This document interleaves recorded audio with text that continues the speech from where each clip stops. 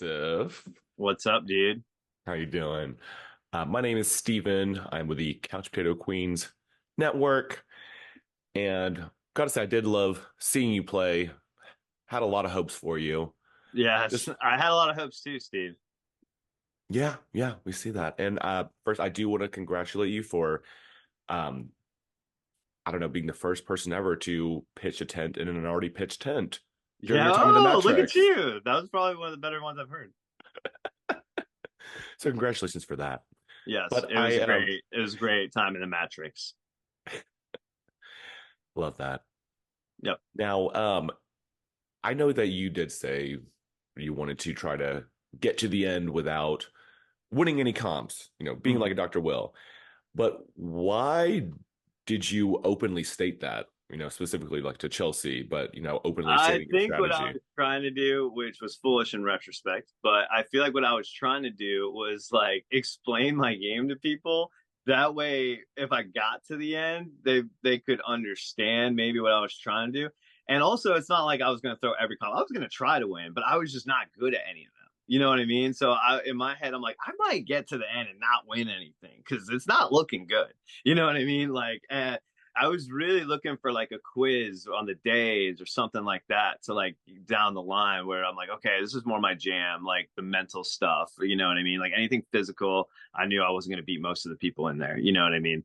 That was just the case. And so I was kind of trying to explain my game to people before it got there. And, I definitely think bravado took over a little bit. You try to pump yourself up in the house. You try to be like, oh, you're so good. Like, you know what I mean? You can do this. You know what I mean? And other people will pump me up sometimes too. Like Tucker all the time would be like, dude, your game is sick. Like, you need to, you know what I'm saying? You have other people doing it too. And then, you're in the DR and they ask you, who do you modeling your game after? And then you say this. And then, you know what I'm saying? So, and then that kind of pumps you up too. So I just feel like I was pumped up too much by myself, by other factors, where I kind of thought maybe I was doing better than I was at some points. I felt like I had good positioning for most of the game. Most of the game, nobody would put me up.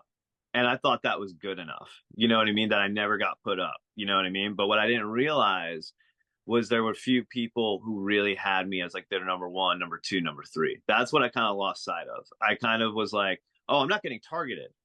So this is good, but that's not enough. You know what I mean? And I feel like that was kind of the mistake.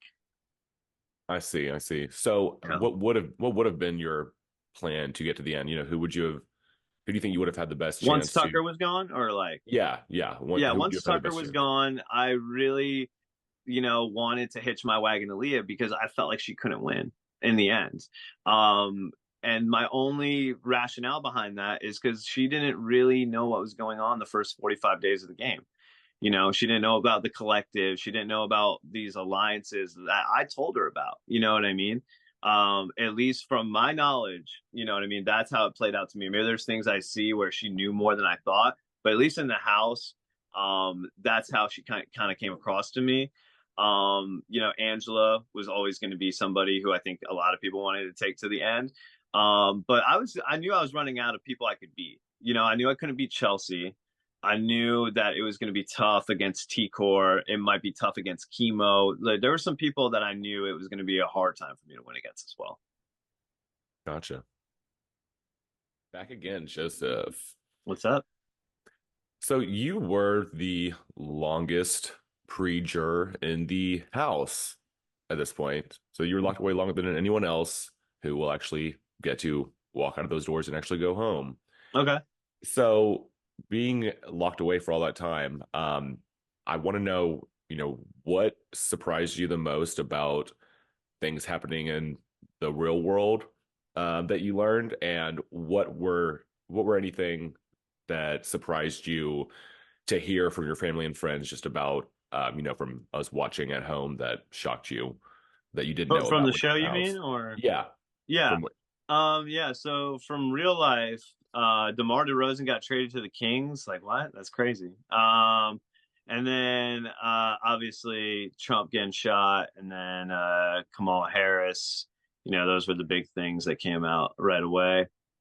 And then from home, I didn't know that Tucker was the AI instigator. I had no clue, would have never suspected it was him. I figured he would have told me, But I didn't know that there was this caveat that if he told anybody, it would give it away. So that all kind of makes sense. But yeah, so that was pretty interesting to hear. And like it was cool to hear from Tucker's mouth and to see it in Eggs reviews that he really did have my back. You know what I mean? Sometimes I would question it a little bit. You know what I mean? For the most part, I always really trusted him, but it's always nice to hear. Oh, I love to hear that. Yeah. Now, okay, so just to end things out, who's your who would you say is playing the worst game, best game, and most likely to win? Oh, that's a great question. So worst Angela by far. She has won two HOHs. So I will give her that. You know what I mean? She's still there. I'll give her that. But I think it's through the whims of other people dragging her along because everybody knows she's an easy beat at the end because the first 2 weeks she really rubbed a lot of people the wrong way with the way she treated Lisa, the way she treated other people in the house, the way she treated Matt. Her social capital to win a jury vote just was tanked from a very early point in the game. Um, the best player right now is definitely Chelsea. I think that she's a badass in this game.